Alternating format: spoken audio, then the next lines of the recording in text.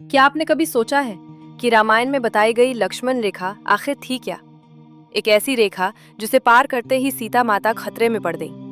लेकिन सबसे बड़ा सवाल है, क्या लक्ष्मण रेखा का जिक्र सच में वाल्मीकि रामायण में मिलता है, या फिर ये कहानी बाद की लोक कथाओं से जुड़ी?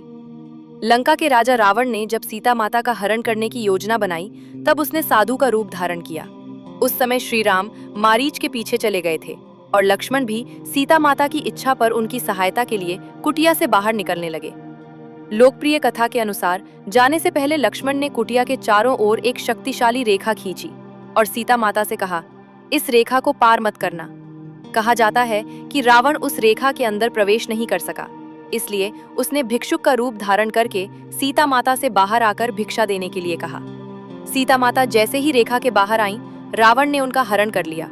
लेकिन यहीं से शुरू होती है असली मिस्ट्री। क्या ये लक्ष्मण रेखा वास्तव में रामायण का हिस्सा थी? वाल्मीकि रामायण के अरण्यकांड में सीता हरण की घटना का विस्तृत वर्णन मिलता है, लेकिन लोकप्रिय रूप में बताई जाने वाली लक्ष्मण रेखा का स्पष्ट उल्लेख वहां नहीं मिलता।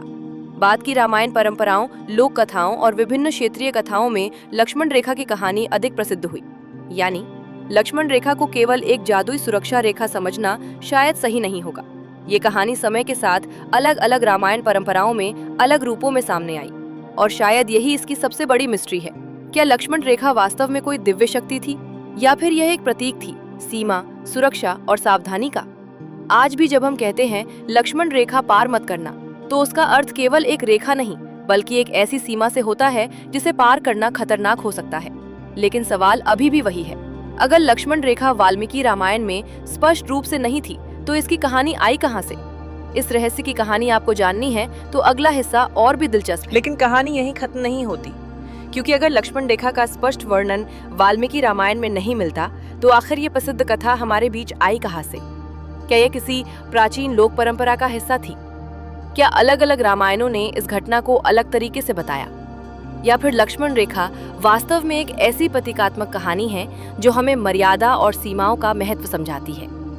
शायद लक्ष्मण रेखा का सबसे बड़ा रहस्य यही है कि हम इसे एक रेखा समझते हैं, जबकि इसका अर्थ उससे कहीं ज्यादा गहरा है।